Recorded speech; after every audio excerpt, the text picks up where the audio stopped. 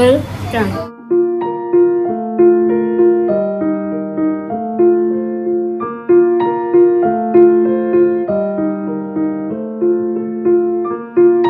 কাজ করতে পারি, বাজার করি, চা করি। কি নাম তোমার? শ্যামল আমাদের যখন গত বছর এসেছিল তখন কিন্তু ও কথা বলতে পারতো না। এখন 1 বছর ধরে ও কিন্তু কাস্টমার সঙ্গে ইন্টারঅ্যাক্ট করে করে স্পিচ থেরাপির মাধ্যমে কিন্তু এখনও কথা বলতে পারে। আমি জামের বাজার কফি বানাচ্ছি। আমি তো গাছ করছি, লজনায় খেয়ে পড়ছে লজনা। আমি এখানে খাবার বানাই, কেক বানাই, সার্ভিং করি। বাপি হ্যাঁ। বাকি কি করে এখানে? বাপি কাজ করে, হ্যাঁ? বাপি কাজ করে।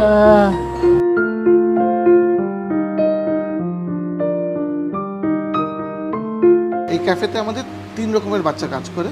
তার মধ্যে আইডি আছে, আইডির মধ্যে আইডি বলতে ইন্টেলেকচুয়াল ডিসেবিলিটি, তার মধ্যে আমরা যেটা অটিস্টিক বাচ্চা বলছি, সেরিব্রাল পালসি বাচ্চা বলছি, মেন্টাল রিটার্ডেশন বলছি, ডাউন বলছি।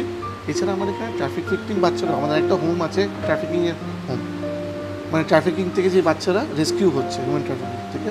আর এছাড়া আমরা রেড লাইট এরিয়ার বাচ্চাদেরও, মানে সেক্স ওয়ার্কার্সের বাচ্চারা সেকেন্ড জেনারেশন প্রস্টিটিউশনকে ব্লক করা হচ্ছে, তাহলে ওদেরও অপরচুনিটি নেই, ওদেরকেও ডিসক্রিমিনেট করা হচ্ছে।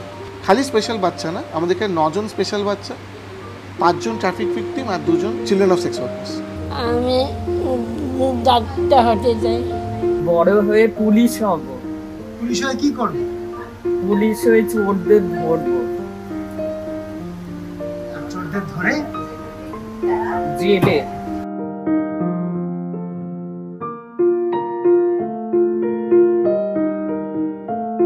পিৎজা পারি, স্যান্ডউইচ পারি, বার্গার পারি, white sauce, red sauce pasta পারি, পিঙ্ক সস পাস্তা। বাড়িতে বাবা মা আর আমি। তারপর পড়াশোনা কতদিন করেছো? পড়াশুনে 8 অবধি। আমি আছি, বাবা মা দাদা। এখানে কতদিন ধরে কাজ করছো? ওই না রোজ কাজ করি, ওই আগে রোজ কাজ করি। আচ্ছা আচ্ছা। আচ্ছা, প্রথম মাসের মাইনে পেয়ে কি করেছিলে? মাইনবকে কেনাকাটা দিয়েছিলাম, কেনাকাটা হয়েছিল, মাইনবে সব দিয়েছিলাম। কি কিনেছো? জামা প্যান্ট सब দিয়ে রোজগার করেছিলাম। पास्ता बनाते हैं, पिज्जा का डो बनाते हैं और सब्जी खाते हैं और मिठाई बनाने आता है, मिठाई रसकदाम। প্রথম মাইনে পেয়ে কি করেছিলে? জামা প্যান্ট কিনেছি। আমরা তো অরফ্যান বাচ্চাদেরকে নিয়ে কাজ করি, আমাদের হোমস আছে। তো এই হোমে যে বাচ্চারা আছে যারা স্পেশাল, তাদের জন্য সমাজের সিচুয়েশনটা আরও ডিফিকাল্ট, কারণ ওদেরকে সাপোর্ট করার জন্য তো কেউ নেই। 18 বা 24 বছরের পর যখন এই বেরোচ্ছে, তাদের জন্য কি জব অপরচুনিটি আছে আর কে এদেরকে অ্যাকসেপ্ট করছে? এখানে যখন আমরা এই মনোবলটাকে বুস্ট করলাম, এই ক্যাফেতে শুরু করার 6 মাস আগের থেকে ট্রেনিং দিচ্ছিলাম, কিছুই করিনি, যেরকম একটা নর্মাল লোককে ট্রেন করেছি সেইভাবেই করেছি। কিন্তু যখন এটা ভুল করছিল, তখন আমরা এটা বলিনি কি ছাড় তুই করতে পারবি না, আমরা বলেছি তুই কর, ভুল হয়েছে কোনো ব্যাপার না, আবার চেষ্টা কর। একটা বাচ্চাকে আমি 6 বছর 7 বছর হোমে রেখে তাকে মানুষ করে রাস্তায় যদি ভিক্ষেই চাইতে হয়, তাহলে আমি ওকে হোমে রাখছি কেন?